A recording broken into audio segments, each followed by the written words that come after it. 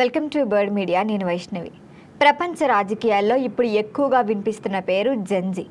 Social మీడియాని ఆయుధంగా మార్చుకున్న ఈ యువతరం ప్రభుత్వాలను ప్రశ్నించే స్థాయికే చేరుకుంది. తమిళనాడులో టీవీకి అధినేత విజయ్ విజయన్లోనూ కూడా జెన్జీ ప్రభావం మనకి స్పష్టంగా కనిపించింది. ఇప్పుడు అదే యువతరం భారతదేశంలో కాక్రోచ్ జనతా పార్టీ CJP రూపంలో కొత్త డిజిటల్ ఉద్యమానికే నాంది పలుకుతోంది. అసలు ఈ ఉద్యమానికి కారణమైంది ఏంటంటే సుప్రీంకోర్టు ప్రధాన న్యాయమూర్తి సూర్యకాంత్ చేసిన వ్యాఖ్యలే. ఫేక్ ప్రొఫెషనల్ సర్టిఫికేట్ల కేసు విచారణ జరుగుతుంది.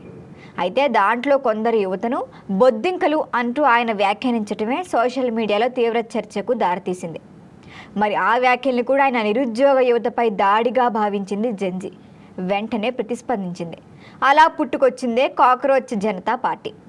ఈ ఉద్యమాన్ని ప్రారంభించింది మహారాష్ట్రకు చెందిన 30 ఏళ్ల డిజిటల్ వ్యూహకర్త అభిజిత్ దీప్కే. గతంలో Aam Aadmi party social media టీంలో పనిచేశారు ఆయన. రాజకీయ సెటైర్ను ఉద్యమంగానే మార్చాడు. A political front of the youth, by the youth, for the youth అని నినాదంతో ప్రారంభమైంది ఈ వేదిక. కొద్ది రోజుల్లోనే సోషల్ మీడియాలో వైరల్ అయిపోయింది. ఇన్స్టాగ్రామ్లో లక్షలాది మంది ఫాలోవర్లు, వేలాది సభ్యత్వ నమోదులు ఈ ఉద్యమానికి విపరీతమైన క్రేజ్ని తీసుకొచ్చాయి. మరి ఈ పార్టీ ప్రధానంగా నిరుద్యోగం, పరీక్షల పేపర్ లీకేజీలు, రాజకీయ అవినీతి వ్యవస్థలపై యువతలో పెరుగుతున్న అసంతృప్తినే హైలైట్ చేస్తోంది. సెక్యులర్, సోషలిస్ట్, డెమోక్రట్, లేజీ అంటూ తాము వ్యంగ్యంగా పరిచయం చేసుకోవటమే నెటిజన్లను ఆకట్టుకుంటారు. మీమ్స్, సెటైర్లు, వైరల్ పోస్టులతో ఈ ఉద్యమం వేగంగా విస్తరిస్తోంది. అయితే కాక్రోచ్ జనతా పార్టీ ప్రకటించి 5 డిమాండ్లు కూడా దేశవ్యాప్తంగా చర్చకు దారితీశాయి. మహిళలకు 50% రాజకీయ ప్రాతినిధ్యం కల్పించాలి. మరి పార్టీ మారే ప్రజాప్రతినిధులపై 20 ఏళ్ల నిషేధం విధించాలి. గోడీ మీడియా యాంకర్ల ఆర్థిక వ్యవహారాలపై కూడా విచారణ జరపాలి. ఇంకా ఓటర్ల జాబితా తొలగింపుపై కఠిన చర్యలు, విద్యార్థుల సమస్యలపై ప్రత్యేక దృష్టి, ఈ అన్ని అంశాలను పార్టీ ఎజెండాగా ముందుకు తీసుకొచ్చింది.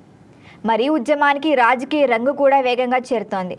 మహువా మొయిత్రా, కిరీటి అజద్ వంటి ప్రముఖులు కూడా సోషల్ మీడియాలో ఈ ఉద్యమానికి వాళ్ల మద్దతు ప్రకటించడమే మరింత ఆసక్తిగా మారింది.